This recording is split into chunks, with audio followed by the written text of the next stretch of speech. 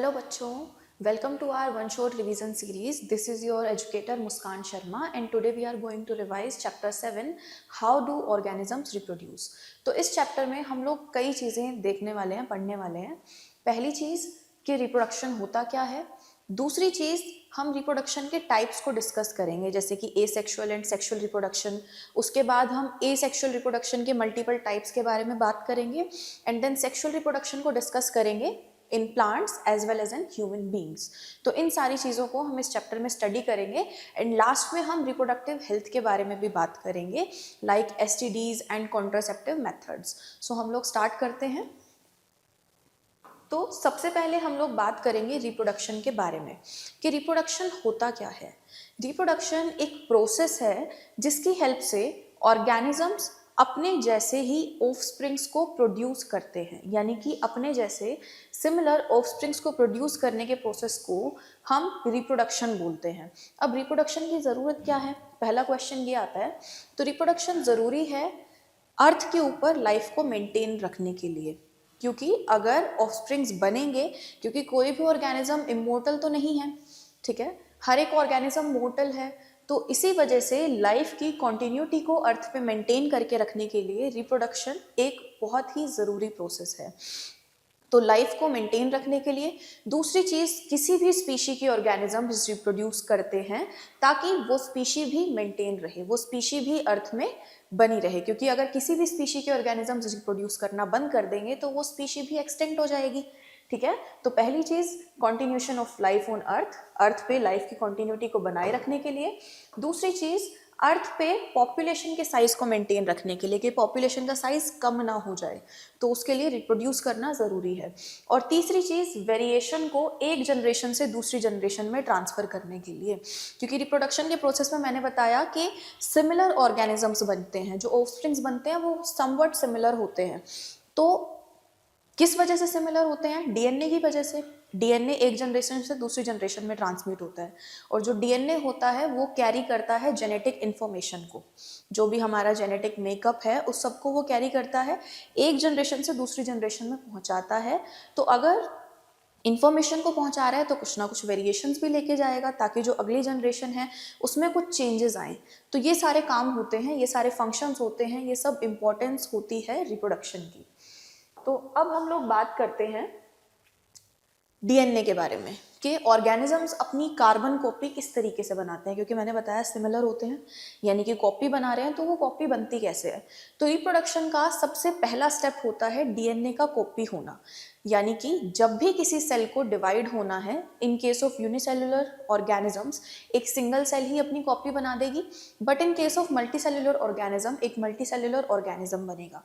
वो ऑर्गेनिज्म बनता है गैमीट्स की हेल्प से. ठीक है, यानी कि जो रिप्रोडक्टिव सेल्स होती हैं वो डिवाइड होंगी और आगे गैमीट्स बनाती हैं. तो उसके लिए सेल को डिवाइड होने से पहले एक काम करना होता है, विच इज कॉपिंग ऑफ डीएनए. जो भी डीएनए उस सेल के अंदर प्रेजेंट होता है, सेल उसकी एग्जैक्ट कॉपी बनाती है. लेकिन वो कॉपी क्या होती है, वो एकदम डुप्लीकेट कॉपी नहीं होती, कुछ चेंजेस होते हैं उस कॉपी में, ताकि वेरिएशंस आ सके, जैसे कि मैंने अभी बताया, क्योंकि वेरिएशन एक ज़रूरी चीज़ है, ताकि अर्थ जो है उस पर एनवायरनमेंट उसका चेंज होता रहता है. ठीक है, टेम्परेचर वगैरह अलग अलग कंडीशंस जो हैं वो चेंज होती रहती हैं टाइम टू टाइम, ताकि ऑर्गेनिज्म उन चेंजेस के अकॉर्डिंग अपने आप को अडेप्ट कर सके. उसके लिए ही वेरिएशंस ज़रूरी होती हैं. तो जो पहला स्टेप होता है वो होता है replication of DNA. Replication of DNA का मतलब डीएनए अपनी डुप्लीकेट कॉपी बना लेगा, ताकि जब एक सेल से दो सेल्स बने तो दोनों के अंदर सेम डीएनए जा सके, इक्वल अमाउंट ऑफ डीएनए दोनों के अंदर जा सके. ठीक है, तो जो वेरिएशन होती हैं वो इसी कॉपिंग के टाइम पे होती है, यानी कि डीएनए की जब कॉपी बन रही होती है, रेप्लिकेशन हो रहा होता है, तो उसी टाइम पे वेरिएशंस आती हैं. ठीक है, और वेरिएशन ज़रूरी है किस लिए? इवोल्यूशन के लिए, because variations are the basis of evolution. ठीक है, दूसरी चीज़, वेरिएशन ज़रूरी भी है स्पीशी के सर्वाइवल के लिए. क्यों ज़रूरी है, मैंने अभी बताया आप लोगों को. वेरिएशन ज़रूरी है ताकि हम जो चेंजेस हो रहे हैं एनवायरनमेंट में उसके अकॉर्डिंग हम अपने आप को ढाल सकें, अडेप्ट कर सकें. ठीक है, so the new individuals have variations from their parents, यानी कि कुछ ना कुछ वेरिएशंस होती हैं नए इंडिविजुअल में अपने पेरेंट्स से.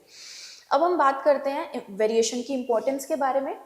तो वेरिएशन ऑर्गेनिज्म को अलाउ करती है to adapt and exist in diverse habitat, अलग अलग तरीके की एरियाज में रहने के लिए ऑर्गेनिज्म को उसके अकॉर्डिंग बनाती है, अडेप्ट करने में हेल्प करती है, ठीक है। दूसरी चीज जो वेरिएशन होती है वो सर्वाइवल में हेल्प करेगी इन डिफरेंट कंडीशंस, ठीक है।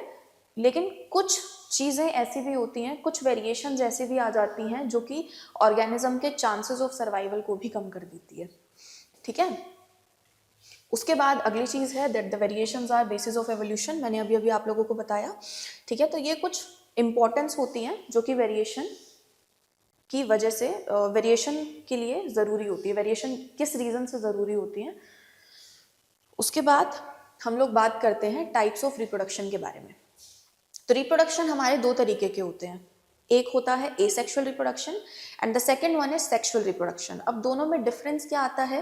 पहला डिफरेंस ये होता है कि जो हमारा एसेक्सुअल रिप्रोडक्शन है इसके अंदर एक सिंगल पेरेंट इन्वॉल्व होता है, यानी कि new individual is produced from single parent, यानी कि हम बोल सकते हैं that asexual reproduction is a uniparental process, ठीक है। सिंगल पेरेंट इन्वॉल्व होता है, यानी कि एक ऐसा प्रोसेस है, एक यूनिपेरेंटल प्रोसेस है। लेकिन in case of sexual reproduction दो पेरेंट्स इन्वॉल्व होते हैं, new individual is produced from two parents, यानी कि ये जो प्रोसेस है ये बाय पेरेंटल प्रोसेस होता है, इसमें दो पेरेंट्स की जरूरत पड़ती है, one male and the second one is female. So asexual reproduction के केस में गैमीट्स का फ्यूजन नहीं होता है, ठीक है, इसमें गैमीट्स का फ्यूजन नहीं होगा, लेकिन सेक्सुअल रिप्रोडक्शन में फ्यूजन ऑफ गैमीट्स होता है जिसको हम फर्टिलाइजेशन बोलते हैं, ठीक है। फ्यूजन ऑफ गैमीट के लिए जो हम टर्म यूज करते हैं वो होती है फर्टिलाइजेशन, इसमें फर्टिलाइजेशन इन्वॉल्व होता है। दूसरी चीज, एसेक्सुअल रिप्रोडक्शन के केस में जो ऑफस्प्रिंग्स होते हैं वो आइडेंटिकल होते हैं पेरेंट्स के, यानी कि इसके केस में वेरिएशन नहीं आती है। एसेक्सुअल रिप्रोडक्शन के केस में जो वेरिएशन है वो एब्सेंट होती हैं, but in case of sexual reproduction जो ऑफस्प्रिंग्स होते हैं वो एकदम आइडेंटिकल नहीं होते हैं, यानी कि यहाँ पे वेरिएशंस जो हैं वो प्रेजेंट होती हैं। तो ये कुछ बेसिक डिफरेंसेस होते हैं हमारे एसेक्सुअल और सेक्सुअल रिप्रोडक्शन में। जो मेन डिफरेंस मैंने बताया वो है फर्टिलाइजेशन का, यानी कि एसेक्सुअल में फर्टिलाइजेशन एब्सेंट होगा एंड सेक्सुअल रिप्रोडक्शन में फर्टिलाइजेशन प्रेजेंट होता है। दूसरी चीज, ये हमारा यूनिपेरेंटल होता है, कौन सा? Asexual reproduction. And sexual reproduction is a biparental process, यानी कि दो पेरेंट्स इन्वॉल्व होते हैं in the formation of a new individual. Next हम लोग बात करते हैं टाइप्स ऑफ एसेक्सुअल रिप्रोडक्शन के बारे में। तो जो एसेक्सुअल रिप्रोडक्शन है वो डिफरेंट टाइप्स का होता है, अलग अलग ऑर्गेनिज्म में अलग अलग टाइप्स का एसेक्सुअल रिप्रोडक्शन हमें देखने को मिलता है, जैसे कि fission, budding, regeneration, fragmentation, spore formation and vegetative propagation. एक एक करके इन सारे टाइप्स को हम लोग डिस्कस करेंगे। तो सबसे पहले हम बात करते हैं फिजन के बारे में। तो फिजन क्या होता है?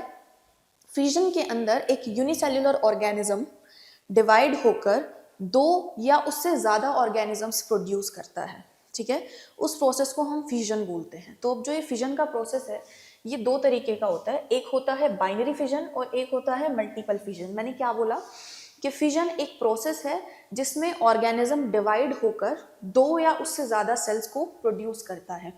तो अगर जो इंडिविजुअल है, जो यूनिसेल्युलर ऑर्गेनिज्म है, वो डिवाइड होकर दो सेल्स बना रहा है तो उसको हम बोलते हैं बाइनरी फिजन, जैसा कि हमें अमीबा में देखने को मिलता है। क्या होता है अमीबा के केस में? ये अगर हमारी अमीबा है, ये इस तरीके से अपने साइज को इंक्रीज करता है, ठीक है। ये इसका न्यूक्लियस है और फाइनली ये दो अलग अलग डॉटर सेल में डिवाइड हो जाएगा इस तरीके से।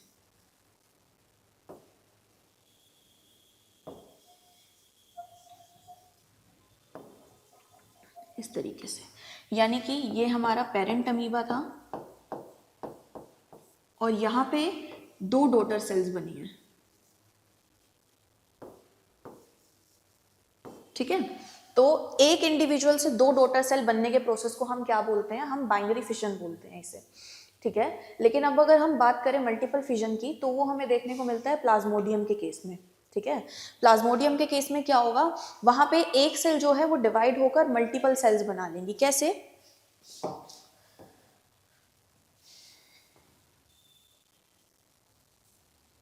ये एक सेल थी।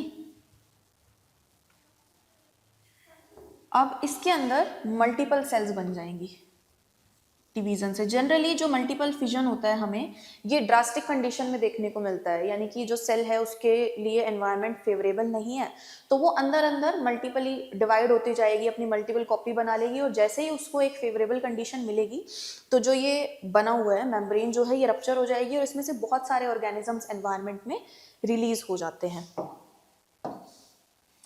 तो इसके अंदर कुछ इस तरीके से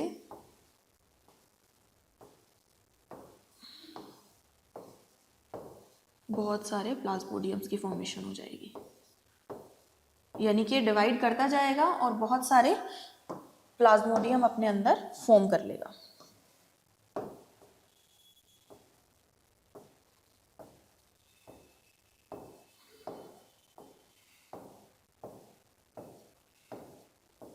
इस तरीके से।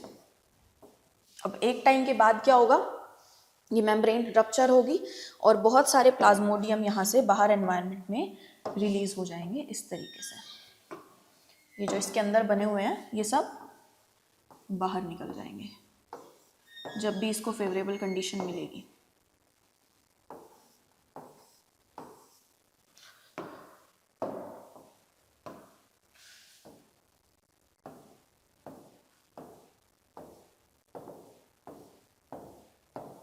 कुछ इस तरीके से, यानी कि जो हमने यहाँ पे डिस्कस किया, इधर जो हमने डिस्कस किया ये था हमारा बाइनरी फिजन,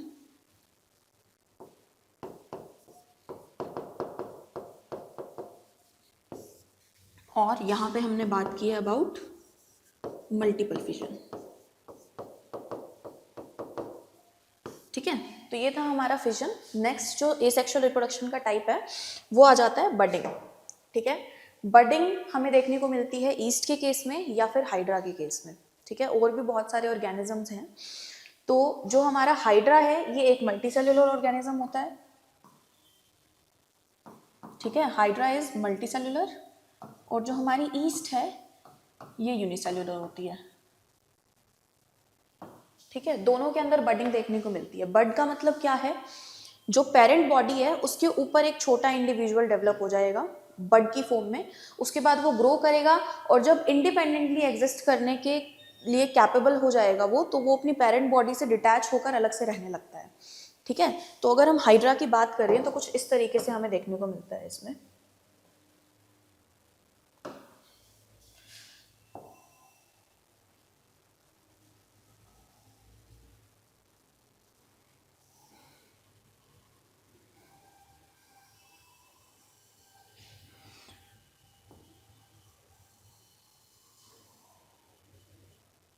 ये हाइड्रा है।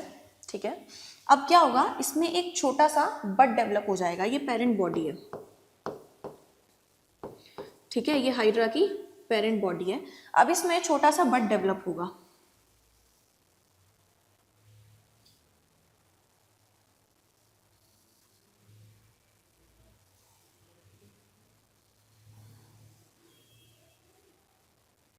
ठीक है, अब ये जो इसमें स्ट्रक्चर बना है यहाँ पे, ये वाला, इसको हम बोलते हैं क्या, बड। अब ये बड जो है ग्रो करेगा इसी के साथ अटैच रह के, अपनी पेरेंट बॉडी के साथ ही अटैच रह के ये बड ग्रो करेगा।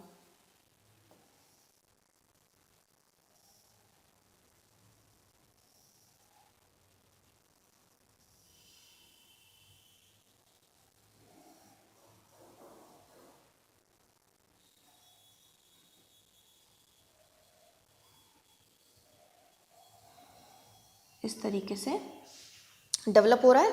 ठीक है, यहाँ पे छोटा सा बड था, यहाँ पे डेवलप हुआ है, और जब ये इंडिपेंडेंटली एग्जिस्ट करने के लिए कैपेबल हो जाएगा तो ये यहाँ से डिटैच हो जाएगा, अपनी पेरेंट बॉडी से इधर से डिटैच होकर अलग हो जाएगा और अलग से रहने लगेगा। यानी कि जब तक इसको अपनी पेरेंट बॉडी की ज़रूरत है नरिशमेंट के लिए, तब तक ये अपनी पेरेंट बॉडी से अटैच होकर रहेगा, लेकिन जब अपना ये नरिशमेंट अपने आप डिराइव कर पाएगा तो ये अपनी पेरेंट बॉडी से अलग हो जाएगा इस तरीके से।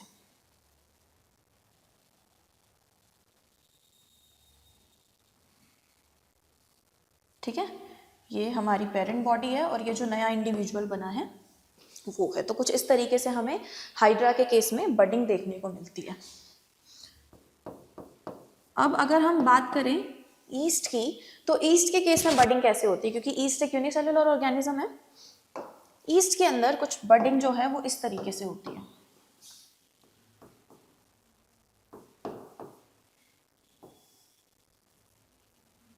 ये हमारी पेरेंट सेल है, ठीक है। इसके सरफेस पे इस तरीके से एक छोटी सेल बनेगी, यानी कि सेल जो है अनइक्वली डिवाइड करके एक और सेल बना देगी, ठीक है। देन एक और बड डेवलप हो जाएगा, इसके ऊपर एक और बड डेवलप हो जाएगा, यानी कि इस तरीके से ईस्ट के केस में बडिंग चलती है। इस तरीके से डिफरेंस होता है इन case of hydra and in case of east. तो बडिंग का प्रोसेस ये होता है। नेक्स्ट हम लोग बात करते हैं रीजनरेशन के बारे में। रीजनरेशन क्या होता है, किसी ऑर्गेनिज्म का एक बॉडी पार्ट जो है वो कट के अलग हो गया, ठीक है। अब उस बॉडी पार्ट जो है वो पूरे इंडिविजुअल में डेवलप हो जाएगा, उसको हम रीजनरेशन बोलते हैं। और जो हमारा पुराना ऑर्गेनिज्म था जिसका बॉडी पार्ट टूटा था वो दोबारा से बन जाएगा। जैसे कि छिपकली होती है, उसके अंदर ट्रू रीजनरेटिव कैपेसिटी नहीं होती, क्योंकि छिपकली क्या करती है, अपनी पूंछ छोड़ देती है, ठीक है। उसकी पूंछ जो है वो कट के अलग हो जाती है। वो उसका एक मैकेनिज्म होता है अपने प्रीडेटर से बचने का, यानी कि जब कोई उसको पकड़ने के लिए अगर भागता है छिपकली को, तो छिपकली क्या करती है, अपनी पूंछ काट के छोड़ देती है, ताकि जो प्रीडेटर उसके पीछे भाग रहा है वो उस पूंछ के साथ लग जाएगा, उसको लगेगा कि छिपकली है, और छिपकली वहां से बच के निकल लेती है, ठीक है। तो इस तरीके से छिपकली में कुछ मैकेनिज्म देखने को मिलता है। अब वहां पे क्या होता है, जो छिपकली की पूंछ होती है जो उसने काटी है वो दोबारा से बन जाएगी, लेकिन पूंछ से छिपकली नहीं बन सकती है। बट जहां पे हमें ट्रू रीजनरेशन देखने को मिलती है, वहां क्या होगा, जो ऑर्गेनिज्म है अगर उसका बॉडी का कोई पार्ट कट जाता है तो वो पार्ट वो दोबारा से एक ऑर्गेनिज्म में डेवलप कर लेता है, जिसको हम रीजनरेशन बोलते हैं, ठीक है।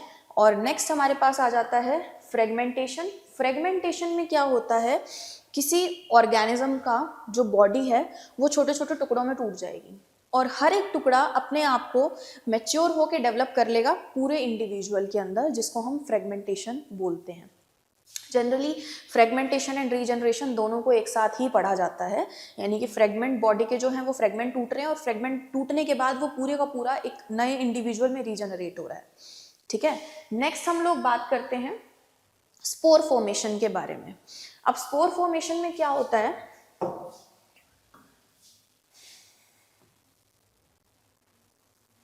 कुछ इस तरीके से एक बॉडी बनती है जिसको हम फ्रूटनिंग बॉडी या फिर स्पोरेंजिया बोलते हैं। इस स्पोरेंजिया के अंदर या फिर फ्रूटनिंग बॉडी के अंदर बहुत सारे स्पोर्स डेवलप हो जाते हैं, ठीक है। इसके अंदर बहुत सारे स्पोर्स डेवलप हो जाएंगे।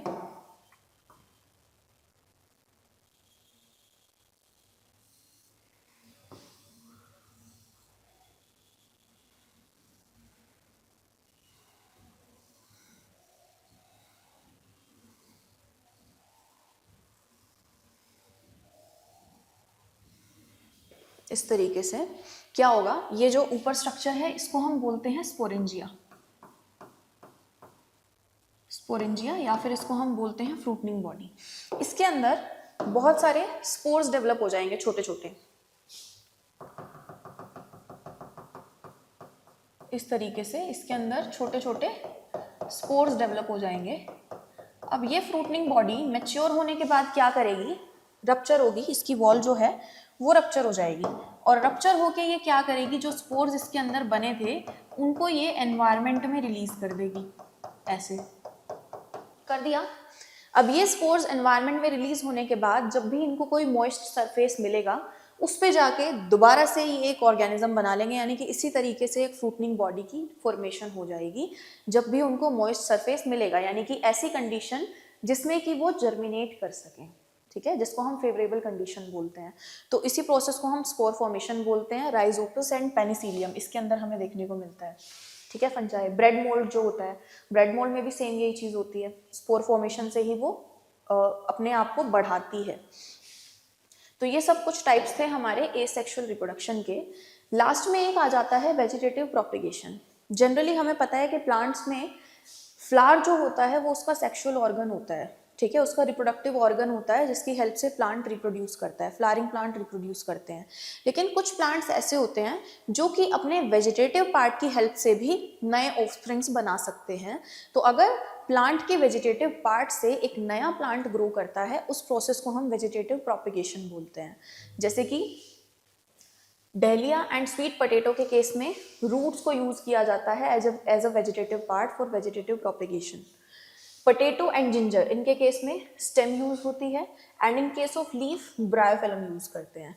तो यहाँ पे क्या होगा, बेनिफिट का क्या है वेजिटेटिव प्रोपिगेशन का, सीड्स को सॉ करने के बाद उससे प्लांट बनने में जितना टाइम लगता है उससे ज़्यादा जल्दी वेजिटेटिव प्रोपिगेशन की हेल्प से प्लांट ग्रो करता है। दूसरी चीज़, कुछ ऐसे प्लांट्स होते हैं जिनके सीड्स ही नहीं होते, जैसे कि रोज़ है, बनाना है, इनके अंदर सीड्स नहीं बनते हैं। ठीक है, तो जिनके अंदर सीड्स नहीं बनते हैं उससे अगर हमें प्लांट ग्रो करना है उस प्लांट को, तो हम कैसे करेंगे, वेजिटेटिव प्रोपिगेशन की हेल्प से। जैसे कि अगर आपने रोज़ का देखा हो तो कभी भी उसके सीड्स सॉ नहीं करते हैं, हम लोग क्या करते हैं, रोज़ की स्टेम जो होती है उसी को मिट्टी में लगाते हैं, उसमें से प्लांट निकलता है। ठीक है, और दूसरी चीज़ जो वेजिटेटिव प्रोपिगेशन है उसको हम आर्टिफिशियली कर सकते हैं, कटिंग, लेयरिंग, ग्राफ्टिंग, इन अलग अलग प्रोसेसेस से। मतलब कहने का क्या है, जैसे कि ब्रायोफिलम की अगर हम बात करें तो कुछ इस तरीके का स्ट्रक्चर होता है।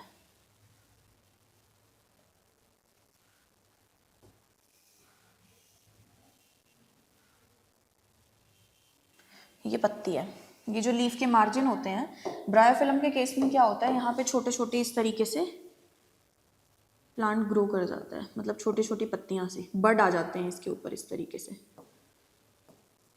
ये मार्जिन के अंदर।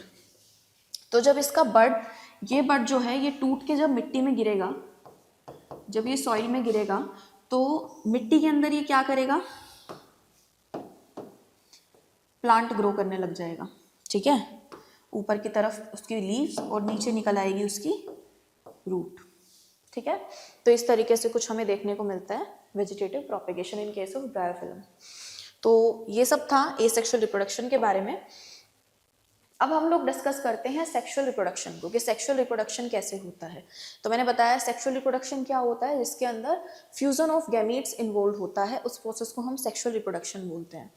अब सेक्सुअल रिप्रोडक्शन की इंपॉर्टेंस क्या है, क्यों ज़रूरी है सेक्सुअल रिप्रोडक्शन।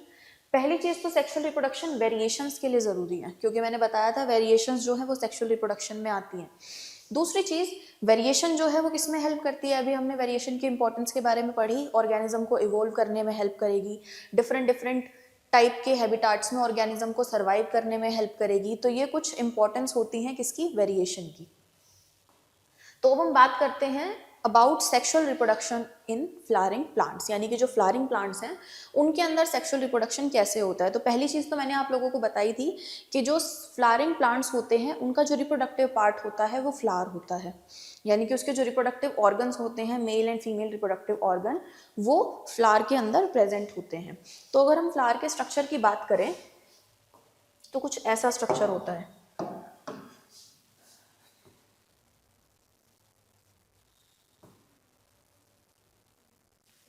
ये जो स्ट्रक्चर है इसको हम थैलेमस बोलते हैं। ठीक है, अब इसमें से इस तरीके से ग्रीन लीफी स्ट्रक्चर निकलता है जिसको हम बोलते हैं सेपल। ठीक है, ये जो स्ट्रक्चर है इसको हम बोलते हैं क्या, सेपल, या फिर कैलिक्स टर्म हम इसके लिए यूज करते हैं। इसका काम क्या होता है, जब फ्लावर एक बड की फॉर्म में है, कली की फॉर्म में है, तो उसकी जो पेटल्स हैं उसको प्रोटेक्ट करके रखने का काम होता है सेपल का, उस यंग बड को प्रोटेक्ट करना। देन यहाँ पे प्रेजेंट होती हैं हमारी पेटल्स।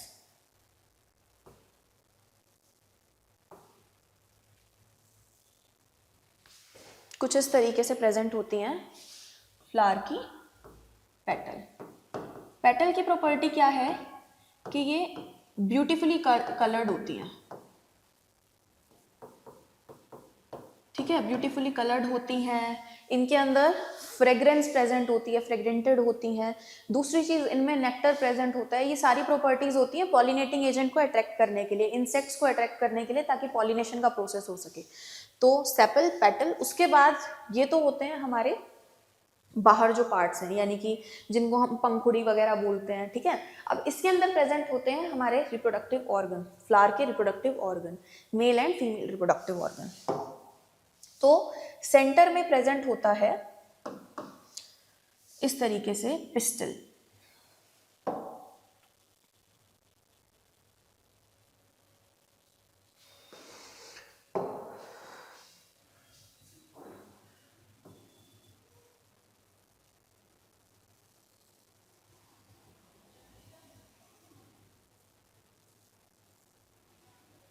कुछ इस तरीके से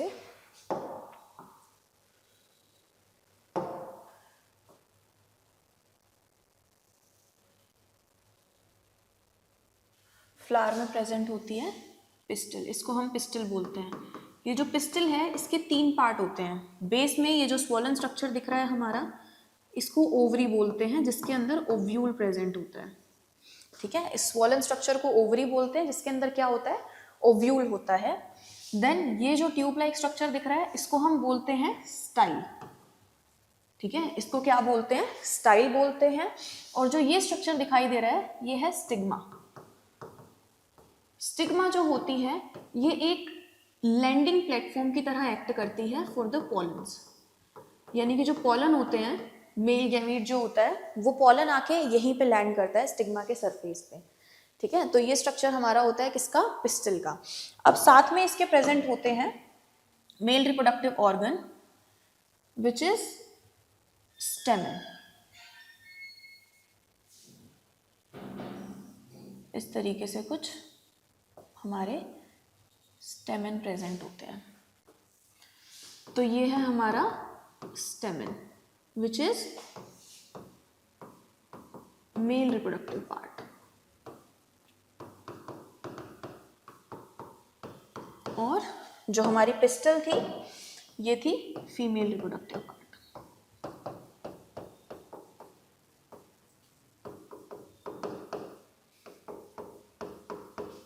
ठीक है, पिस्टल के अंदर बनेगा फीमेल गैमीट और स्टेमन में बनेगा क्या, मेल गैमीट। अब जो ये हमारा स्टेमन है इसके 2 पार्ट्स हैं। ये जो ऊपर वाला पार्ट है इसको हम बोलते हैं एंथर, ठीक है। इसको हम क्या बोलते हैं, एंथर बोलते हैं, जिसके अंदर बनते हैं पॉलन ग्रेन्स, ठीक है। इसी एंथर के अंदर किसकी फॉर्मेशन होती है, पॉलन ग्रेन की, जिसके अंदर प्रेजेंट होता है हमारा मेल गैमीट। और ये जो स्ट्रक्चर है जिसकी हेल्प से ये एंथर अटैच है फ्लावर में, इसको हम बोलते हैं फिलामेंट, ठीक है। इस स्ट्रक्चर को हम क्या बोलते हैं, फिलामेंट। फिलामेंट का काम क्या होता है, एंथर को अटैच करना, ठीक है। ये क्या करता है, attach anther to the flower, ठीक है। फ्लावर की या तो पेटल से या फिर थैलेमस के साथ ये इसको अटैच करेगा एंथर को। दूसरा, ये मैंने बताया था ओवरी के अंदर ओव्यूल होता है, तो जो ओव्यूल है इसके अंदर प्रेजेंट होता है हमारा फीमेल गैमीट, जिसका कि फ्यूजन होता है किसके साथ, मेल गैमीट के साथ। तो कुछ इस तरीके से स्ट्रक्चर होता है किसका, हमारे फ्लावर के प्लांट के रिप्रोडक्टिव ऑर्गन फ्लावर का, ठीक है। ये एक तरीके से हमारा जो फ्लावर है उसका एलएस है, यानी कि लॉन्गिट्यूडिनल सेक्शन।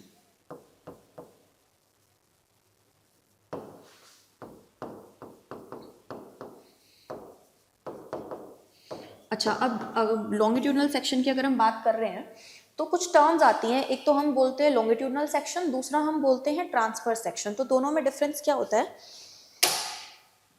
अगर ये हमारे पास एक ऑब्जेक्ट है, अगर हम इसको ऐसे कट करेंगे इस प्लेन में तो उसको हम बोलते हैं लॉन्गिट्यूडिनल सेक्शन इस प्लेन में। लेकिन अगर मैं इसको ऐसे कट करूं हॉरिजॉन्टल प्लेन में, तो जो सेक्शन हमें दिखाई देगा इस तरीके से इधर की तरफ से, उसको हम बोलते हैं ट्रांसफर सेक्शन, ठीक है। अगर वर्टिकल प्लेन में कट कर रही हूँ तो मिलेगा हमें क्या, लॉन्गिट्यूडिनल सेक्शन। लेकिन अगर ऐसे हॉरिजॉन्टल प्लेन में कट करेंगे तो क्या मिलेगा, ट्रांसफर सेक्शन। ये डिफरेंस होता है दोनों के अंदर, एलएस और टीएस के बीच में, ठीक है। सो ये हमारा लॉन्गिट्यूडिनल सेक्शन है किसका, फ्लावर का। इसका स्ट्रक्चर हमें अच्छे से समझ आ गया है, हमें ये पता चल गया है कि मेल और फीमेल रिप्रोडक्टिव ऑर्गन क्या है फ्लावर के, किसके अंदर हमारा फीमेल गैमीट बनता है और कहाँ पे हमारा मेल गैमीट बनता है। एक चीज़ और जो याद रखने की है वो ये है, फर्टिलाइजेशन हो गया, सब प्रोसेस हो गए, उसके बाद फ्लावर के अंदर फ्रूट निकलता है, तो वो फ्रूट कहाँ से आता है, जो ये ओवरी होती है ये राइप होके बनाती है फ्रूट। फर्टिलाइजेशन के बाद राइप होके ओवरी ही क्या बनाती है, फ्रूट बनाती है, और जो फ्रूट के अंदर सीड होते हैं वो बनते हैं ओव्यूल से, यानी कि the ripened ovary is fruit and ripened seed is the ripened ovule is seed. ठीक है, तो जो ओव्यूल होगा उससे सीड बनेगा और ओवरी से क्या बनेगा, हमारा फ्रूट बनेगा। ये चीजें क्लियर है। अब हम लोग आगे चलते हैं नेक्स्ट स्टेप पे, विच इज पॉलिनेशन। अब जो मेल गैमीट है वो हमारा पॉलन के अंदर है, पॉलन की फॉर्मेशन हो गई। फीमेल गैमीट जो है वो हमारा ओव्यूल के अंदर है। ठीक है, अब क्या करना है हमें, दोनों अलग अलग जगह पे है, मेल गैमीट है इसके अंदर और फीमेल गैमीट है यहाँ पे। तो अब हमें क्या करना है, अगला स्टेप क्या होता है, इसके अंदर जो पॉलन ग्रेन प्रेजेंट है उनको पहुंचाना है कहाँ पे, यहाँ पे, ताकि वो ट्रेवल करके पहुंच सके ओवरी के अंदर। ठीक है, तो अगला स्टेप होता है पॉलिनेशन का। तो पॉलिनेशन क्या है, transfer of pollen grain from anther to the stigma of flower is known as pollination। यानी कि pollen grain का एंथर से स्टिग्मा पे जाने के प्रोसेस को, यानी कि जो ट्रांसफर होता है pollen grain का from anther to stigma is known as pollination।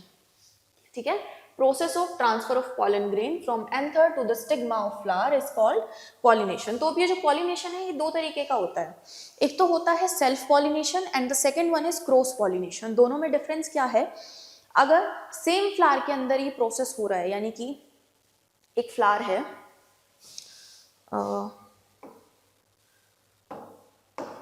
Self और क्रॉस दो तरीके का बताया ना। अब लेट सपोज यहाँ पे एक फ्लावर है, ऐसे ही बना लेते हैं। ठीक है, ये एक फ्लावर है हमारा, फ्लावर ए, और यहाँ पे प्रेजेंट है फ्लावर बी।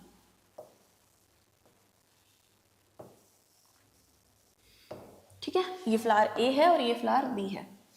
अगर इस फ्लावर के एंथर से दो चीजें होंगी ना, इसमें एंथर होगा और स्टिग्मा होगा। सेम, इसको अलग कलर से लिख देते हैं हम, इसमें भी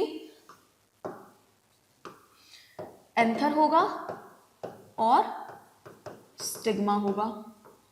तो अगर ये जो पॉलिनेशन है वो सेम फ्लावर के अंदर हो रहा है, यानी कि अगर इस तरीके से चल रहा है ना कि इसके एंथर से, इस ए फ्लावर के एंथर से इसी फ्लावर के स्टिग्मा पे जो पॉलन है वो ट्रांसफर हो रहा है, तो इसको हम बोलते हैं क्या, सेल्फ पॉलिनेशन। ठीक है, इस प्रोसेस को हम बोलते हैं सेल्फ पॉलिनेशन, क्योंकि सेम फ्लावर के अंदर प्रोसेस चल रहा है।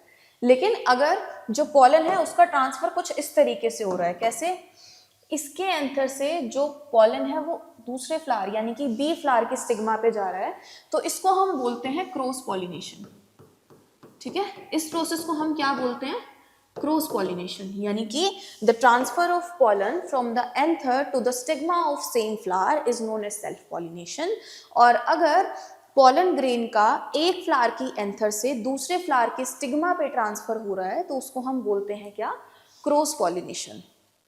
तो जो सेल्फ पॉलिनेशन होता है उसमें पॉलिनेटिंग एजेंट्स की ज़रूरत नहीं पड़ती है, लेकिन in case of cross pollination हमें पॉलिनेटिंग एजेंट्स की ज़रूरत पड़ती है, जो कि हो सकती है क्या, हवा, पानी या फिर insects. It can be wind, water and insects, जो कि क्या करते हैं, इन पॉलन ग्रेन के ट्रांसफर में हेल्प करते हैं। हवा के साथ उड़ के चले जाएंगे, पानी के साथ बह के चले जाएंगे, जो प्लांट्स पानी के अंदर होते हैं, या फिर इंसेक्ट्स ट्रांसफर कर देंगे। जैसे कि इंसेक्ट आके एक फ्लावर के एंथर पे बैठा, तो ये जो पॉलन्स होते हैं वो स्टिकी होते हैं इंसेक्ट पॉलिनेटिंग फ्लावर के, तो वो पॉलन्स क्या करेंगे, इंसेक्ट की बॉडी के ऊपर चिपक जाएंगे। अब वो इंसेक्ट जब जाके दूसरे फ्लावर के ऊपर बैठेगा, दूसरे फ्लावर के स्टिग्मा पे अगर वो बैठेगा, तो उसके सरफेस के ऊपर जो पॉलन चिपके हुए थे वो कहाँ चले जाएंगे, दूसरे फ्लावर के स्टिग्मा पे चिपक जाएंगे, और इसकी हेल्प से क्या होता है, पॉलिनेशन हो जाता है। तो उनको हम पॉलिनेटिंग एजेंट्स बोलते हैं। मैंने पीछे भी बताया था ना कि जो फ्लावर की पेटल होती हैं ब्यूटीफुली कलर्ड होती हैं, फ्रेगरेंटेड होती हैं, नेक्टर होता है। तो ये जो इंसेक्ट आते हैं नेक्टर के लिए ही तो आते हैं फ्लावर में, फ्लावर में आएंगे नेक्टर लेने के लिए, और उसी के बीच में क्या कर देते हैं, पॉलिनेशन भी कर देते हैं। ठीक है, तो आगे चलते हैं हम लोग अब फर्टिलाइजेशन पे। मैंने बताया कि जो एंथर है वो वहाँ चला जाएगा, लेकिन जो हमारा फीमेल गैमीट है वो तो ओव्यूल के अंदर है। ठीक है, तो वो प्रोसेस होता कैसे है ये हम लोग देखते हैं।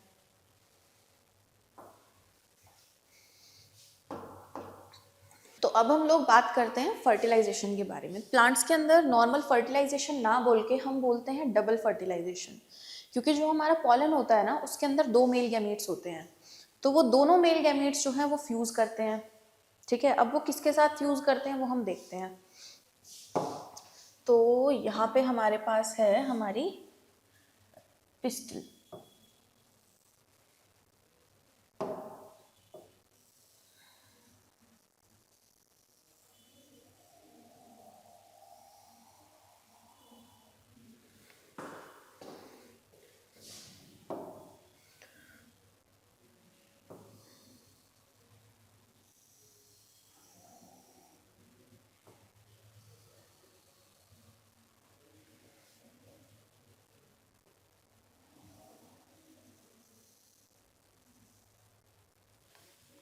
कुछ इस तरीके से स्ट्रक्चर होता है हमारे पिस्टल का।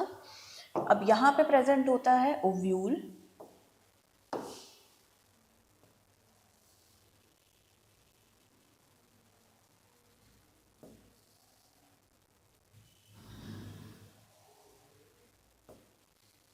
ठीक है। यहाँ पे क्या प्रेजेंट है हमारा, ओवरी के अंदर ओव्यूल है, इसको हम इधर लेबल कर लेते हैं।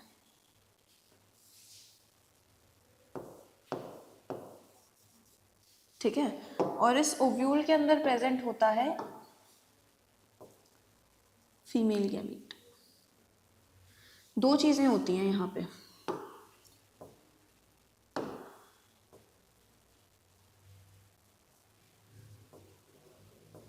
जो ये स्ट्रक्चर है ना ये हमारी एम्ब्रियो सैक का होता है। ठीक है, ओव्यूल के अंदर एक एम्ब्रियो सैक प्रेजेंट होती है जो कि एक कॉम्प्लेक्स स्ट्रक्चर होता है। ये आप लोगों को हायर क्लासेस में पढ़ने को मिलेगा, लेकिन अभी के लिए हमें याद रखना है कि ये एम्ब्रियो सैक होती है।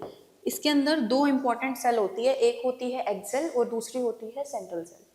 ठीक है, तो होता क्या है, मैंने बताया कि जो पॉलन है वो यहाँ पे लैंड करता है इस तरीके से, इधर हमारा पॉलन ग्रेन लैंड कर जाता है। अब मान लो ये हमारा पॉलन ग्रेन ए है, ये पॉलन ग्रेन बी है। अब यहाँ पे आके पॉलन जर्मिनेट करेगा, लेकिन कौन सा पॉलन जर्मिनेट करेगा वो स्टिग्मा के ऊपर डिपेंड करेगा। ठीक है, स्टिग्मा और पॉलन के बीच में कुछ इंटरेक्शन होती है। अब जिस पॉलन को स्टिग्मा चूज करती है वो पॉलन यहाँ पे जर्मिनेट कर जाता है, और जर्मिनेट करके पॉलन बनाता है पॉलन ट्यूब। कैसे, इस तरीके से इसमें से एक ट्यूब निकलेगी जो कि पहुंचेगी कहाँ तक, ओव्यूल तक। ठीक है, ये पॉलन ट्यूब निकली है, ये कहाँ पहुंचेगी हमारे ओव्यूल तक, और इसके अंदर रिलीज हो जाएंगे दोनों मेल गैमेट। इस पॉलन के अंदर 2 मेल गैमेट थे, ये दोनों मेल गैमेट इस पॉलन ट्यूब के अंदर रिलीज हो जाएंगे इस तरीके से। ठीक है, ये हमारे 2 मेल गैमीट है जो कि किस में प्रेजेंट थे, इस पॉलन के अंदर। ठीक है, अब ये दोनों मेल गैमीट यहाँ पे पहुंचेंगे ओव्यूल के अंदर। अब यहाँ पे क्या होगा, यहाँ पे 2 चीजें होंगी। पहली चीज, 2 मेल गैमीट है, एक मेल गैमीट फ्यूज करेगा किसके साथ, एग सेल के साथ। ठीक है, किसके साथ फ्यूज करेगा, एग सेल के साथ। इन दोनों के फ्यूजन के प्रोसेस को हम बोलते हैं क्या, सिनगैमी। ठीक है, इन दोनों के फ्यूजन के प्रोसेस को हम क्या बोलेंगे, सिनगैमी, जिसकी वजह से बनेगा एक जाइगोट। ठीक है, क्या बनेगा इसकी वजह से, एक जाइगोट बनेगा। इसको थोड़ा इधर शिफ्ट कर लेते हैं हम लोग।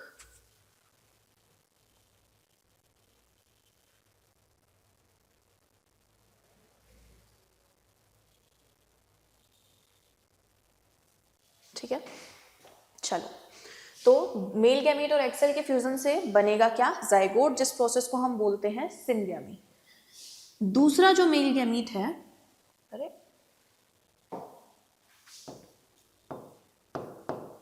दूसरा जो मेल गैमीट है ये फ्यूज करेगा, एक सेल और होती है इसके अंदर एम्ब्रियो सैक में, which is known as central cell. ठीक है, तो जो दूसरा मेल गैमीट है ये फ्यूज करेगा इस सेंट्रल सेल के साथ। इस प्रोसेस को हम बोलते हैं ट्रिपल फ्यूजन। ठीक है, इस फ्यूजन के प्रोसेस को हम क्या बोलेंगे, ट्रिपल फ्यूजन बोलेंगे।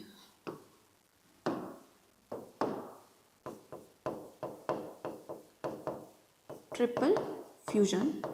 और यहां पे जो बनेगा इस प्रोसेस में उसको हम बोलेंगे क्या, एंडोस्पर्म, ठीक है, या फिर हम बोल सकते हैं प्राइमरी एंडोस्पर्म न्यूक्लियस, ठीक है। ये दो चीजें होती हैं यहाँ पे, क्या हुआ, एक तो सिनगैमी हुई है, दूसरा ट्रिपल फ्यूजन हुआ है, ठीक है। सिनगैमी से बना है जाइगोट और ट्रिपल फ्यूजन से क्या बना है, प्राइमरी एंडोस्पर्म न्यूक्लियस।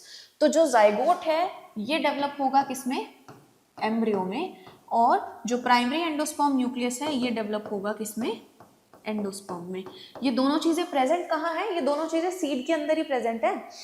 एंडोस्पर्म की जरूरत क्या होती है, इसकी जरूरत पड़ती है एम्ब्रियो के लिए, ठीक है। ये एंडोस्पर्म क्या करेगा, नरिशमेंट ऑफ डेवलपिंग एम्ब्रियो, यानी कि जब एम्ब्रियो डेवलप हो रहा है जाइगोट से, उस टाइम पे उसको नरिशमेंट की तो जरूरत पड़ेगी ना, खाना तो चाहिए, ठीक है। तो वो खाना इसको कहाँ से मिलेगा, इस एंडोस्पर्म से मिलेगा, यानी कि इस एंडोस्पर्म का क्या काम क्या है, नरिशमेंट ऑफ डेवलपिंग एम्ब्रियो। तो यहाँ पे हमने देखा दो चीजें हुई हैं, कौन कौन सी दो चीजें, एक तो यहाँ पे हुई है सिनगैमी और दूसरा यहाँ पे हुआ है ट्रिपल फ्यूजन,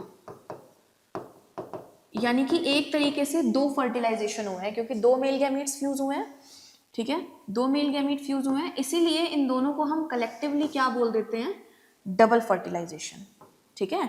इसीलिए इन केस ऑफ प्लांट्स इस प्रोसेस को क्या बोला जाता है, डबल फर्टिलाइजेशन, ठीक है। तो कुछ इस तरीके से हमें क्या देखने को मिलता है, रिप्रोडक्शन देखने को मिलता है इन केस ऑफ प्लांट्स। तो ये चीजें हमें एकदम क्लियर है, ठीक है। अब फर्टिलाइजेशन के बाद जो जाइगोट है वो डिवाइड होकर क्या बनाएगा, एम्ब्रियो बनाएगा, जिससे कि क्या होगा, जो हमारा ओव्यूल है it will develop into a seed, और जो हमारी ओवरी है it will develop into a fruit, ripe होके क्या बना लेगी ओवरी, एक फ्रूट बना लेगी। तो कुछ इस तरीके से हमें डबल फर्टिलाइजेशन का प्रोसेस देखने को मिलता है। अब इसी वजह से जब हम सीड सॉ करते हैं उसके अंदर एम्ब्रियो प्रेजेंट होते हैं ना, तो जब हम उसको बीज को बोते हैं मिट्टी के अंदर तो उसमें से प्लांट निकलता है, क्योंकि वो जो एम्ब्रियो होता है वो डेवलप हो जाता है एक नए प्लांट में, ठीक है। अब नेक्स्ट हम लोग बात करते हैं किसके बारे में, रिप्रोडक्शन इन ह्यूमन बींग्स के बारे में, यानी कि जो ह्यूमन बींग्स हैं उनके अंदर रिप्रोडक्शन कैसे होता है। प्लांट में तो हमने देख लिया, अब प्लांट के अंदर एक फ्लावर के अंदर हमने दोनों ऑर्गन्स पढ़े हैं, ठीक है। सारे फ्लावर्स एक तरीके के नहीं होते हैं, कुछ फ्लावर्स ऐसे होते हैं विच आर बाइसेक्सुअल, जिनके अंदर मेल और फीमेल रिप्रोडक्टिव ऑर्गन दोनों प्रेजेंट होते हैं, जो कि हमने पढ़ा। कुछ फ्लावर्स ऐसे होते हैं जो कि यूनिसेक्सुअल होते हैं, या तो मेल ऑर्गन प्रेजेंट होगा या फिर फीमेल होगा। लेकिन in case of human beings हमेशा ही यूनिसेक्सुअल होते हैं, यानी कि ह्यूमन बींग्स जो है वो यूनिसेक्सुअल होते हैं, यानी कि जो मेल रिप्रोडक्टिव ऑर्गन है वो प्रेजेंट होगा एक बॉडी के अंदर, और जो फीमेल रिप्रोडक्टिव ऑर्गन है वो प्रेजेंट होगा दूसरी बॉडी के अंदर, मेल और फीमेल होते हैं ना। तो जो ह्यूमन बींग्स हैं they are sexually reproducing organisms. दूसरी चीज दे आर यूनिसेक्सुअल, यानी कि जो मेल और फीमेल रिप्रोडक्टिव सिस्टम है वो डिफरेंट बॉडीज में प्रेजेंट होते हैं। एक टर्म आती है वीवीपैरस, हम बोलते हैं कि जो ह्यूमन बींग्स हैं वो वीवीपैरस होते हैं। अब वीवीपैरस का मतलब क्या है, वो organism which give birth to young ones, जो ऑर्गेनिजम्स यंग वंस को बर्थ देते हैं उनको हम वीवीपैरस बोलते हैं। तो जो ऑर्गेनिजम्स एग ले करते हैं उनको क्या बोलते हैं, उनके लिए एक टर्म यूज करते हैं हम विच इज ओवीपैरस, ठीक है। ओवीपैरस क्या होते हैं, egg laying organism, human being नहीं होते हैं ये, ठीक है। जैसे कि बर्ड्स हो गए, वो क्या करते हैं, एग ले करते हैं, तो उनको हम क्या बोल देते हैं, ओवीपैरस ऑर्गेनिजम्स, ठीक है, जो कि क्या करते हैं, एग ले करते हैं, और जो यंग वंस को बर्थ देते हैं वो वीवीपैरस होते हैं। तो ह्यूमन बींग्स का जो गेस्टेशन पीरियड होता है वो 9 मंथ्स का होता है। गेस्टेशन पीरियड का मतलब फर्टिलाइजेशन से लेके बर्थ तक का जो टाइम होता है वो कितना होता है, 9 मंथ्स का होता है, ठीक है। तो वो गेस्टेशन पीरियड होता है, ये मतलब होता है गेस्टेशन पीरियड का। अब हम बात करते हैं एक टर्म प्यूबर्टी के बारे में। तो प्यूबर्टी क्या होती है, देखो प्लांट के अंदर फ्लावरिंग शुरू से नहीं होती है, एक टाइम पीरियड होता है जब तक प्लांट के अंदर फ्लावरिंग नहीं होती है, यानी कि प्लांट अभी वेजिटेटिव फेज में होता है। लेकिन जैसे ही प्लांट पे फ्लावर आते हैं तो वो अपनी रिप्रोडक्टिव फेज में एंटर कर जाता है। सेम ह्यूमन बींग्स भी हमेशा से रिप्रोडक्टिवली एक्टिव नहीं होते हैं, ठीक है। जब उनका बर्थ हुआ है तब से वो रिप्रोडक्टिवली एक्टिव नहीं है। एक एज के बाद वो रिप्रोडक्टिवली एक्टिव होते हैं। तो जो ट्रांजिशन होता है उनका जुवेनाइल फेज से रिप्रोडक्टिव फेज में, उस ट्रांजिशन को हम प्यूबर्टी बोलते हैं। ठीक है, प्यूबर्टी क्या है? एक प्रोसेस है, एक फिनोमिनन है जो कि क्या है, जिसके अंदर ऑर्गेनिजम्स एंटर कर जाते हैं रिप्रोडक्टिव एज में। ठीक है, वो रिप्रोडक्टिवली एक्टिव हो जाते हैं। तो मेल और फीमेल दोनों में जो एज होती है प्यूबर्टी की, ये वेरी करती है। इन case of males it is 13 to 14 years और फीमेल में 10 to 12 ईयर्स की एज होती है। डिफरेंस क्या होता है? मेल्स जब रिप्रोडक्टिवली एक्टिव हो जाते हैं, जब मेल्स रिप्रोडक्टिवली एक्टिव हो जाते हैं तो उनके अंदर स्पर्म प्रोडक्शन स्टार्ट हो जाता है, प्लस जो मेल सेक्स हार्मोन्स होते हैं जैसे कि टेस्टोस्टेरोन, उसकी फॉर्मेशन स्टार्ट हो जाएगी। ठीक है, and in case of females, जब फीमेल्स में प्यूबर्टी होती है तो फीमेल्स भी रिप्रोडक्टिवली एक्टिव हो जाएंगी, उनकी ओवरीज ओवा रिलीज करना स्टार्ट कर देती हैं, साथ साथ में जो फीमेल सेक्स हार्मोन होते हैं जैसे कि ईस्ट्रोजन, इसको सिक्रीट करना स्टार्ट कर देती है। अब प्यूबर्टी की ज़रूरत क्या है, या फिर इन हार्मोन्स की ज़रूरत क्या है? ठीक है, तो ये जो हार्मोन्स हैं ये ज़रूरी होते हैं for the formation of gametes. Gametes क्या होते हैं? इन case of male the gamete is sperm, इसको हम मेल गैमीट भी बोलते हैं, and in case of female it is ओवा। ठीक है, फीमेल गैमीट जिसको हम बोलते हैं। तो ज़रूरत क्या है हार्मोन्स की? पहली चीज़ गैमीट्स की फॉर्मेशन के लिए, दूसरी चीज़ प्राइमरी सेक्स ऑर्गन की डेवलपमेंट के लिए, और इसके साथ साथ में प्राइमरी सेक्स ऑर्गन क्या है? जहाँ पे गैमीट की फॉर्मेशन हो रही है। इन case of males primary sex organ is testis, and in case of female primary sex organ is ovary, यानी कि जिस ऑर्गन में गैमीट की फॉर्मेशन होती है, ठीक है, जिस रिप्रोडक्टिव ऑर्गन में गैमीट की फॉर्मेशन होती है उसको हम प्राइमरी सेक्स ऑर्गन बोलते हैं। ठीक है, उसको क्या बोलते हैं हम? प्राइमरी सेक्स ऑर्गन बोलते हैं।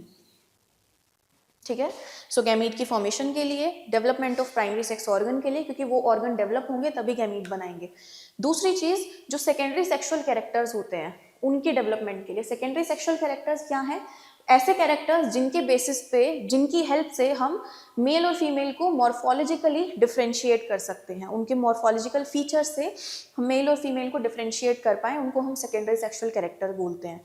जैसे कि क्या है, वॉइस की पिच का चेंज होना।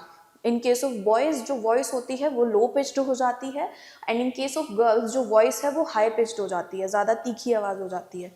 ठीक है, और क्या क्या चेंजेस आते हैं? इन case of females it is development of mammary glands, memory gland develop होने लगते हैं, फेशियल हेयर की ग्रोथ होने लगती है, प्यूबिक हेयर की ग्रोथ होने लगती है। ठीक है, इन केस ऑफ बॉयज बियर्ड्स वगैरह आने लगती हैं। ठीक है, फीमेल्स में भी थोड़े बहुत फेशियल हेयर आने स्टार्ट हो जाते हैं। तो ये कुछ चेंजेस होते हैं जिनको हम सेकेंडरी सेक्सुअल कैरेक्टर्स बोलते हैं। तो इनकी ग्रोथ होना स्टार्ट हो जाता है प्यूबर्टी के बाद। नेक्स्ट हम लोग डिस्कस करेंगे मेल रिप्रोडक्टिव सिस्टम।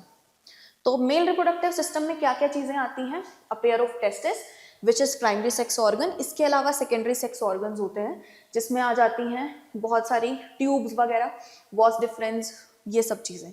तो जो ये प्राइमरी सेक्स ऑर्गन है टेस्टिस, ये स्पर्म और टेस्टोस्टेरोन दोनों का प्रोडक्शन करते हैं। ठीक है, तो अगर हम स्ट्रक्चर की बात करें, कुछ इस तरीके से स्ट्रक्चर होता है मेल रिप्रोडक्टिव सिस्टम का। यहाँ पे हमें एक पेयर टेस्टिस का देखने को मिलता है। कहाँ पे? स्क्रोटम के अंदर। तो जो टेस्टिस होते हैं ये एक्स्ट्रा एब्डोमिनल होते हैं, यानी कि बॉडी से बाहर प्रेजेंट होते हैं। कितना नंबर होता है? एक पेयर। ठीक है, टेस्टिस का नंबर कितना होता है? एक पेयर होते हैं। प्रेजेंट कहाँ होते हैं ये? स्क्रोटम के अंदर। अब स्क्रोटम क्या है? एक सैक लाइक स्ट्रक्चर होता है। इसके अंदर ही क्यों प्रेजेंट होते हैं? क्योंकि स्पर्म का प्रोडक्शन होता है टेस्टिस में। स्पर्म प्रोडक्शन के लिए जो टेम्परेचर चाहिए होता है वो होता है हमारी बॉडी से 2 डिग्री सेल्सियस कम, 2 से 2.5 डिग्री सेल्सियस कम टेम्परेचर की ज़रूरत होती है। हमारी बॉडी का जो नॉर्मल टेम्परेचर होता है 37 होता है, लेकिन स्पर्म प्रोडक्शन के लिए उससे 2-2.5 डिग्री कम चाहिए होता है, 2 to 2.5 degree Celsius come temperature चाहिए होता है। तो स्क्रोटम के अंदर टेस्टिस इसीलिए प्रेजेंट होते हैं ताकि वो कम बॉडी टेम्परेचर प्रोवाइड किया जा सके। तो स्क्रोटम के अंदर लो टेम्परेचर होता है which is necessary for sperm production, इसलिए टेस्टिस जो है स्क्रोटम के अंदर प्रेजेंट होते हैं। कितने होते हैं? एक पेयर। अब टेस्टिस में से एक ट्यूब निकलती है जिसको हम बोलते हैं वॉस डिफरेंस। ठीक है, एक ट्यूब निकलती है, इसका काम क्या है, स्पर्म्स को कैरी करना, बॉडी से बाहर ले जाने के लिए। तो ये ट्यूब जो है स्पर्म को कैरी करती है। अब यहाँ पे कुछ ग्लैंड्स प्रेजेंट होते हैं जो कि अपनी सिक्रीशन को रिलीज कर देते हैं, किसके अंदर, वॉस डिफरेंस के अंदर। जैसे कि यहाँ पे प्रेजेंट है हमारे सेमिनल वेसिकल, ये रे। तो यहाँ पे जो सेमिनल वेसिकल होते हैं, ये जो स्ट्रक्चर हमें दिखाई दे रहा है, इसको हम सेमिनल वेसिकल बोलते हैं। सेमिनल वेसिकल भी एक पेयर होता है, क्योंकि वॉस डिफरेंस भी एक पेयर है, दोनों टेस्टिस में से एक एक वॉस डिफरेंस निकलती है। तो जो सेमिनल वेसिकल है, इसका काम होता है अपनी सिक्रीशन रिलीज करना वॉस डिफरेंस के अंदर। साथ साथ में हम यहाँ पे प्रोस्टेट ग्लैंड भी देख रहे हैं। प्रोस्टेट ग्लैंड सिंगल होता है, अनपेयर्ड होता है ये, ठीक है, प्रोस्टेट ग्लैंड इज अनपेयर्ड। तो ये जो प्रोस्टेट ग्लैंड और सेमिनल वेसिकल हैं, ये दोनों क्या करते हैं, ये अपनी अपनी सिक्रीशन रिलीज कर देते हैं वॉस डिफरेंस के अंदर। इन दोनों की जो सिक्रीशन होती है, seminal vesicle plus prostate gland, इन दोनों में से जो सिक्रीशन निकलती है उसमें से बहुत चीज़ें होती हैं, जैसे कि फ्रक्टोज वगैरह, जो कि स्पर्म नरिशमेंट का काम करती हैं, ठीक है। तो स्पर्म को जो नरिशमेंट मिलती है वो कहाँ से मिलती है, सेमिनल वेसिकल और प्रोस्टेट ग्लैंड की सिक्रीशन से। इनमें से सिक्रीशन निकलती है जो कि स्पर्म को नरिश करेगा। दूसरा, ये क्या करते हैं, एक एल्केलाइन मीडियम प्रोवाइड करते हैं, एल्केलाइन मीडियम प्रोवाइड करते हैं स्पर्म को। तो जो हमारा टेस्टिस में से स्पर्म रिलीज हुआ है, प्लस इन दोनों में से जो सिक्रीशन निकली है, प्रोस्टेट ग्लैंड और सेमिनल वेसिकल, इन दोनों को मिला के हम बोलते हैं सीमेन, ठीक है। इन दोनों को मिला के जो बनता है उसको हम क्या बोलते हैं, सीमेन बोलते हैं, ठीक है, which is release from the पीनस at the time of ejaculation. तो यहाँ पे ये जो सिक्रीशंस होती हैं प्रोस्टेट ग्लैंड और सेमिनल वेसिकल की, वो रिलीज हो जाती है यहाँ पे। अब हमें यहाँ पे देखने को मिल रहा है ब्लैडर, ये यूरिनरी ब्लैडर है, ठीक है। इन केस ऑफ मेल्स जो ट्यूब होती है गैमीट को कैरी करने के लिए और यूरिन को कैरी करने के लिए सेम होती है। तो यहाँ पे यूरिनरी ब्लैडर से जो ट्यूब निकलती है वो वॉस डिफरेंस के साथ कंबाइन होके एक ही ट्यूब बना लेती है, जिसको हम बोलते हैं यूरेथ्रा। यानी कि यहाँ तक तो हमारी वॉस डिफरेंस आई थी, लेकिन इस पॉइंट पे आके क्या हुआ, इस पॉइंट पे आके जो हमारी यूरेथ्रल ट्यूब थी, यूरेथ्रा से निकली हुई जो ट्यूब थी, वो ज्वाइन हो गई है किसके साथ, हमारी वॉस डिफरेंस के साथ, ठीक है। तो इधर से जो ट्यूब बनी है इसको हम बोलते हैं क्या, यूरेथ्रा, क्योंकि यहाँ पे यूरिन भी कैरी करेगी ये ट्यूब, इसीलिए इसको हम यूरेथ्रा बोलते हैं। अब यूरेथ्रा जो है ये बॉडी से बाहर निकल जाती है, लेकिन बॉडी से बाहर निकलने के बाद यूरेथ्रा को सराउंड करते हैं कुछ इरेक्टाइल टिश्यू और फॉर्म करते हैं एक स्ट्रक्चर जिसको हम बोलते हैं पीनस, ठीक है। पीनस रिप्रोडक्टिव पार्ट होता है मेल का, जो कि कॉपुलेशन यानी कि सेक्सुअल इंटरकोर्स के प्रोसेस में हेल्प करता है। तो जो पीनस होता है ये बना होता है इरेक्टाइल टिश्यू से, ठीक है। तो अब ये टिश्यू जो है इस यूरेथ्रा को लाइन करते हैं और बॉडी से यूरेथ्रा बाहर आ जाती है इन द फॉर्म ऑफ पीनस। इस तरीके से कुछ स्ट्रक्चर होता है मेल रिप्रोडक्टिव सिस्टम का। अब मैंने बात की स्पर्म के बारे में, ठीक है। तो अब हम लोग डिस्कस करते हैं स्पर्म के स्ट्रक्चर को। तो जो स्पर्म होता है टोटल 4 पार्ट्स होते हैं उसके, head, neck, middle piece and tell.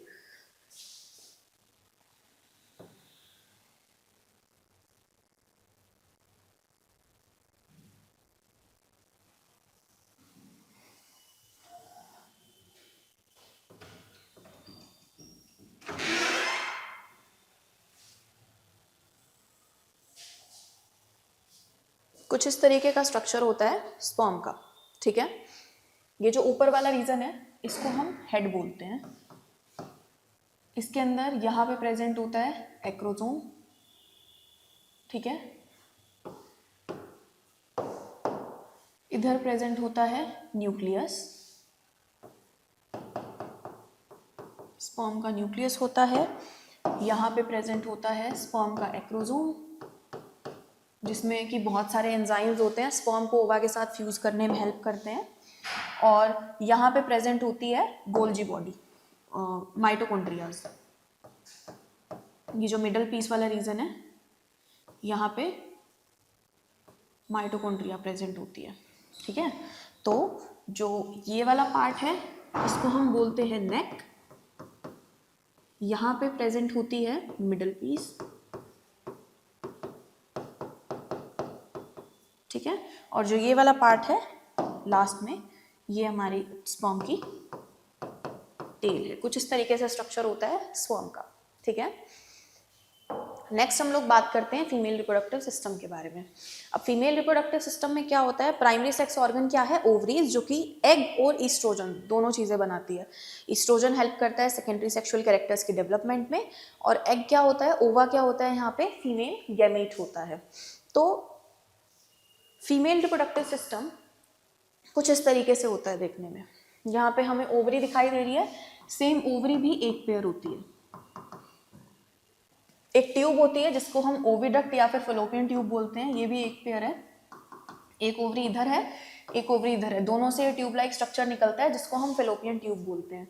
इस फलोपियन ट्यूब का काम क्या होता है, ओवरी हर महीने एक ओवा रिलीज करती है, दोनों में से एक, या तो राइट ओवरी या फिर लेफ्ट ओवरी, ठीक है। दोनों में से एक ओवरी हर महीने एक ओवा रिलीज करेगी।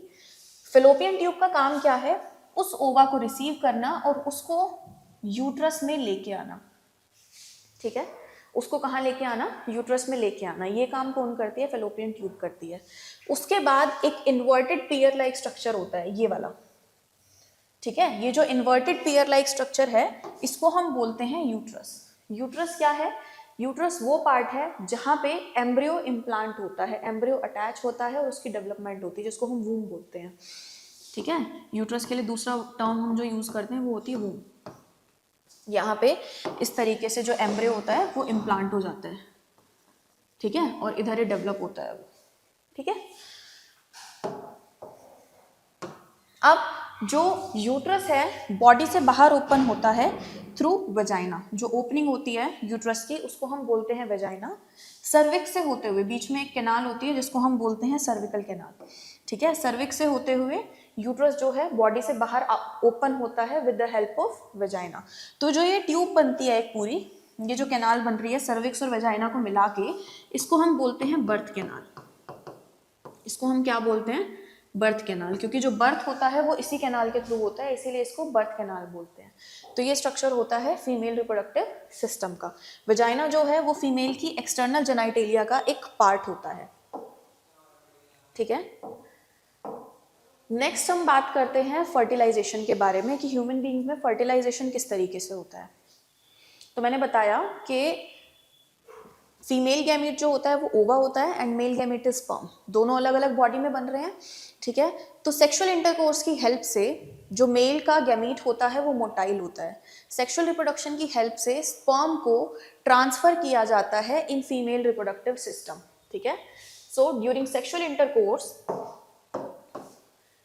million of sperms from the male enters the vagina of the female. Sexual intercourse के टाइम पे मिलियंस ऑफ स्पर्म, एक टाइम पे कम से कम 300 to 500 मिलियन स्पर्म्स एंटर करते हैं into vagina during sexual intercourse, ठीक है। तो जो स्पर्म है वो एक्टिव होते हैं और मोटाइल होते हैं, तो वो ट्रैवल करते हुए फैलोपियन ट्यूब में पहुंचते हैं, ठीक है। वेजाइना से ट्रैवल करते हुए स्पर्म कहाँ तक पहुँचते हैं, फैलोपियन ट्यूब तक पहुँचते हैं, क्योंकि जो ओवा होता है वो फैलोपियन ट्यूब में ही फर्टिलाइज होता है। जो फर्टिलाइजेशन का प्रोसेस है वो फैलोपियन ट्यूब में होता है। ओवा जो है वो वेट करता है फैलोपियन ट्यूब में for the arrival of sperm.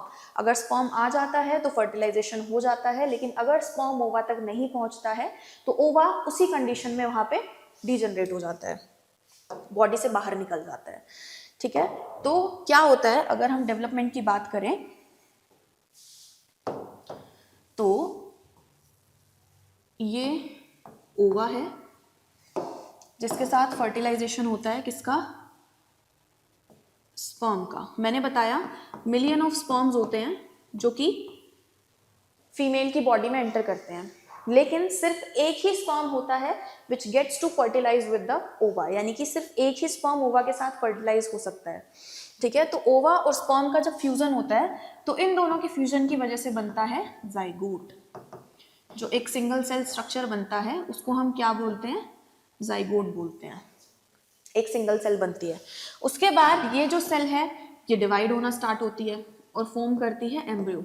ये हमारी सिंगल सेल थी जाइगोट, इससे बन जाती हैं दो सेल्स, ठीक है।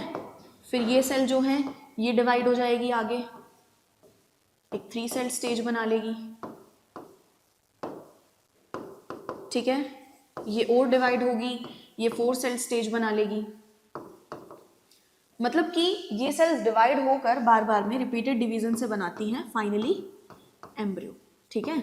एक एम्ब्रियो की फॉर्मेशन होती है, उस एम्ब्रियो को इम्प्लांट कर दिया जाता है कहाँ पे, यूट्रस के अंदर, इम्प्लांटेड इनटू यूट्राइन वॉल। जो यूट्रस की वॉल होती है उसके अंदर इसको इम्प्लांट कर दिया जाता है, किसको, एम्ब्रियो को। तो कुछ इस तरीके से डेवलपमेंट होती है किसकी, जाइगोट की, अर्ली एम्ब्रियो की फॉर्मेशन होती है। अब ये जो एम्ब्रियो है आगे मैच्योर होकर फीटस बनाता है, और जब वो फुल्ली डेवलप हो जाता है आफ्टर 9 मंथ्स, तो बॉडी से बाहर उसको एक्सपेल कर दिया जाता है, जिसको हम बर्थ बोलते हैं, पार्चुरेशन बोलते हैं उस प्रोसेस को। तो कुछ इस तरीके से डेवलपमेंट का प्रोसेस चलता है। नेक्स्ट टॉपिक हमारे पास आ जाता है मेंस्ट्रुअल साइकिल का। मेंस्ट्रुअल साइकिल क्या होती है, फीमेल की बॉडी में चलती है। हम बोलते हैं ना मेंस्ट्रुएशन पीरियड्स, जिसको हम बोलते हैं नॉर्मल लैंग्वेज में, ठीक है। तो फीमेल की बॉडी में चलती है मेंस्ट्रुअल साइकिल, और नॉर्मल ड्यूरेशन जो होती है वो होती है 28 टू 30 डेज का। तो जो ये मेंस्ट्रुअल साइकिल है इसमें टोटल 3 फेजेस होते हैं, ठीक है। 3 फेजेस कौन कौन से होते हैं यहाँ पे, menstruation, ovulation and preparation of uterus. तो मैंने आप लोगों को बताया कि ओवरी जो है हर महीने एक ओवा रिलीज करती है, ठीक है, और वो ओवा पहुंचता है कहाँ पे, फर्टिलाइज होकर यूट्रस में, और यूट्रस में इम्प्लांट होता है। तो जो यूट्रस है वो हर महीने अपने आप को प्रिपेयर करता है फॉर अपकमिंग प्रेगनेंसी, क्योंकि यूट्रस को नहीं पता कि प्रेगनेंसी होगी या नहीं होगी, बट यूट्रस हर मंथ अपने आप को प्रिपेयर करता है, अपनी जो वॉल होती है, लाइनिंग होती है, उसको डेवलप कर लेता है, ठीक है। अपनी वॉल को, अपनी लाइनिंग को प्रिपेयर कर लेता है, उसको थिक और स्पॉन्जी बना लेता है, ताकि अगर एम्ब्रियो आए तो वो उसको अटैच करवा सके और उसको नरिश कर सके, ठीक है। तो ये प्रोसेस हर महीने चलता है। लेकिन इन केस फर्टिलाइजेशन नहीं होता है, प्रेगनेंसी नहीं होती है, तो उस टाइम पे तो वो जो डेवलप हुई है लाइनिंग, जो थिक हुई है, उसकी ज़रूरत नहीं है।